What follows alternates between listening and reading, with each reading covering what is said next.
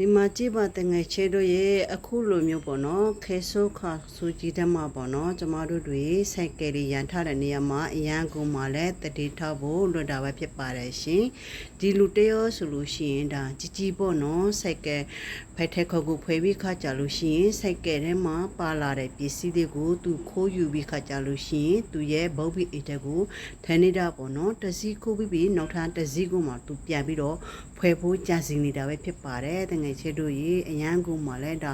လဲတယ်လူပဲပေါ့နော်ဒီမှာကြည့်ပါနော်တငယ်ချေတို့နောက်တစ်စီးကိုထားမှတ်ပြီးတော့ဖွယ်လုံးလေးပြပြီးပေါ့နော်ဒီမှာဆိုလို့ရှိရင်သူတို့ကပေါ့နော်စိုက်ကယ်သုံးမရှိဘဲနဲ့ကူမှာစိုက်ကယ်ဖက်ထက်ခုတ်ကိုဖွယ်လို့ရတဲ့နေပညာသူတို့မှရှိတယ်နော်တငယ်ချေတို့ဒါကျမတို့တွေပေါ့နော်စိုက်ကယ်ထဲမှာအဖို့တန်တဲ့ပစ္စည်းတွေပတ်စံအိမ်လေးဆိုလို့ရှိရင်လုံးဝမထောက်မိစီနေပေါ့နော်ကျမတို့တွေကိုသွားတဲ့နေရာမှာယူဆသွားကြပါလို့ပြောချင်ပါတယ်နော်ကျမတို့တွေလမ်းဘေးမှာပဲဖြစ်ဖြစ်ဆိုင်ရှိတွေမှာပဲဖြစ်ဖြစ်ပေါ့နော်ကျမတို့တွေအဲ့လိုမျိုးစိုက်ကယ်ကိုရထားမဲ့ဆိုလို့ရှိရင်စိုက်ကယ်ထဲမှာပါတဲ့အဖို့တန်ပစ္စည်းတွေကိုသူတို့တွေ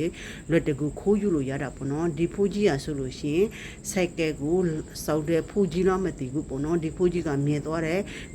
ခါပေါ်မှာဒီဖိုးကြီးကပြောနေတာပေါ့နော်ပြောနေတဲ့အခါမှာပေါ့နော်ဟိုဘက်ချမ်းကတရောလာပြီးခါကြလို့ရှိရင်စိုက်ကယ်နောက်တစ်စီးကိုပေါ့နော်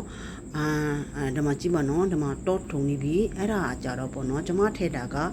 ဒီနှစ်ယောက်ကအကြံစီနဲ့ဖြစ်မယ်နော်ဒီမှာကြီးပေါ့နော်ဖူကြီးကိုဘာလုပ်လဲလဲမသိဘူးနော်ဒီမှာကြည့်ပါဦးကွယ်အရန်ကို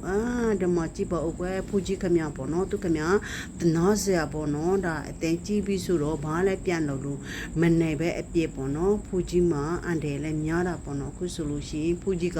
ဘာလဲကိုမှပြန်ပြီးတော့မလုံးနိုင်ပဲနဲ့ပေါ့နော်သူချောလဲသွားတာပေါ့နော်